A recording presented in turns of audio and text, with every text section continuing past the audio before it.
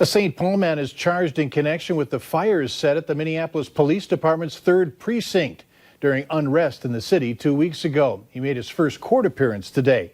The U.S. Attorney's Office is issuing a federal criminal complaint against 23-year-old Brandon Wolf. He's charged with a count of aiding and abetting arson at the 3rd Precinct. Investigators identified multiple separate fires that had been started in the building. St. Paul police received a complaint that a person identified as Wolf was wearing body armor and a law enforcement duty belt. Wolf was arrested and police found that he had stolen multiple items from the precinct and stored them in his apartment. Members of the Minneapolis City Council say that they'll rely on community input as they plan to defund and dismantle the police department. Whatever discussions are held, a few groups are lining up to have a seat at the table. As Red Chapman reports, they've been working for years to secure reforms. This coalition of organizations have been here before. They say they presented a list of specific recommendations to city, county, and state officials for addressing police brutality, misconduct, and abuse of authority in the state of Minnesota. There are 44 different specific recommendations that are actionable and that are evidence-based.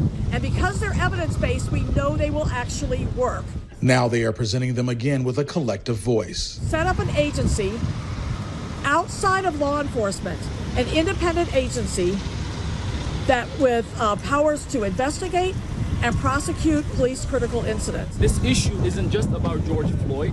This issue is about policing in our society, but it's also deeply rooted in the sickness of racism that we have in this country. Ending fear-based military-style warrior trainings and increasing the amount of de-escalation training is another recommendation. They would also like to see officers carry their own professional liability insurance. That's why we need to look at this from a holistic perspective, not single one solution. They hope reforms start by taking the case against 4 former Minneapolis police officers out of the hands of Minnesota prosecutors. That is for Attorney General Keith Ellison to appoint an independent special prosecutor to oversee the prosecution of the floor cops who killed George Floyd.